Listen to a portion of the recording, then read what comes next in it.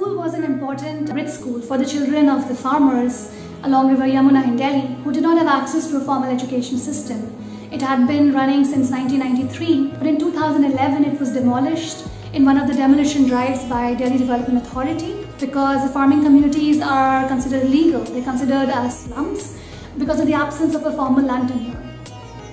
Now our country has something called the right to education, and that's why the community was able to appeal in High Court and get permission to rebuild the school with the clause that it needed to be temporary. So that's the kind of brief that they approached us with through a social worker called Shakil. The idea was that we had to come up with a design of the school so that it could be dismantled within a few hours.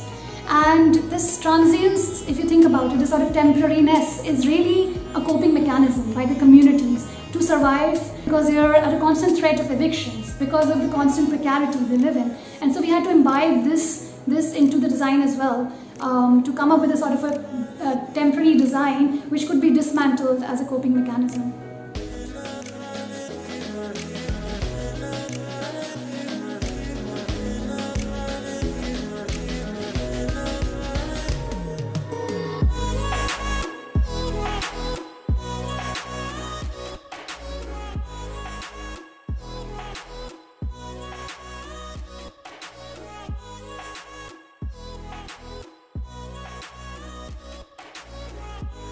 So we designed a metal framework using MS sections which could be bolted and unbolted quickly when required, and the infill doors and windows were made using materials, locally available materials such as bamboo, dried grass and reused wood.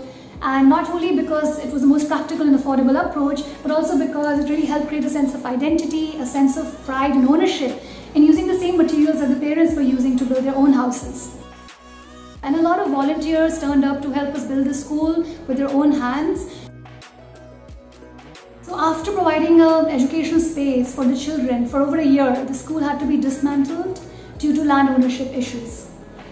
At that point, an NGO called the Child Trust stepped in to adopt the school and help create a similar environment for children of farmers further south of the river in Greater Noida in a village called Kulesara. So the doors and the windows were designed as pivoted, not only because it helps create a playful environment, but also because it was an affordable approach because you don't require frames for pivoted doors and windows. And also it was much easier to build.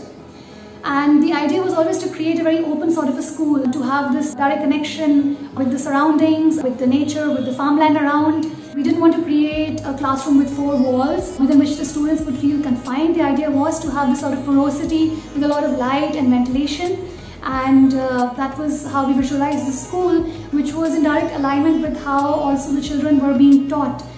The architecture, the design of the school also mirrors the teaching approach of the school, in that the way the children are taught, their classes, they're also taught about sustainability and things like growing your own food, things like taking care of your surroundings, how do you sort of dispose of your own waste. These are sort of things that they've grown up with, and it was also a very important part of imbibing sort of values in the children, which we feel we've also tried to do in the design. And in that, I think we've been very fortunate to have very good partners to work with who have a similar sort of a vision. Basically, this center is for the children of migrant community, which includes children working, their parents are working either in construction site or in farming.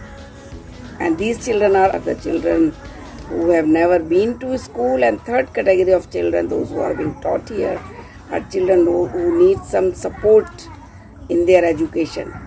And what we do here is that we try to develop their personality, we empower them besides only giving literacy or education, how they can solve their problems in life, how they can take their decisions. So at the second location, when the school was being rebuilt, we were looking around for the different materials that we could use for the infill walls, the doors and the windows, and we came across the traditional weaving to make the charpais, to make the traditional cots called charpais. And we thought, why not use this within the architecture of the school along with the bamboo weaving as well. And this was quite an experiment, and I'm glad we did it. It's really a shared vision with Suman because it's really helped create a very unique sort of an identity. The school looks really beautiful, and we still managed to have the kind of porosity that we were able to bring about with the use of bamboo in the first location. and local artisans, local craftsmen from the community, the local neighborhood were involved for creating the doors and the windows. If you go to the rural side, you will find that people are using this charpai for their beds. It is very familiar to children, so we decided that we should also start this. So the bigger question that the school is trying to ask, and all our efforts behind the building and the rebuilding of the school are trying to ask, is whose city is it? Who has the right to the city? Why do marginalized communities continue to face regular evictions? Why are they considered illegal when actually they are a solution to the acute shortage of affordable housing in our cities? Why can't they be seen as self-organized neighborhoods, as self-created solutions?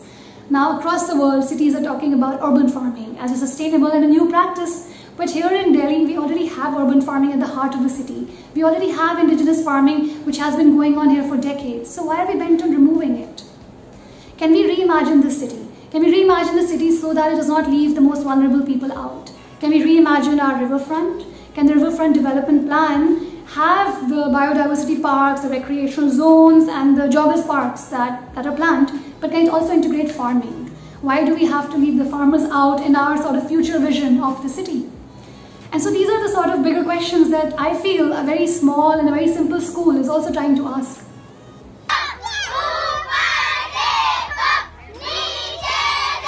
Such type of center is sustainable, it is eco-friendly, it is child-friendly, and whosoever children who comes to this center feels at home and feels empowered as well.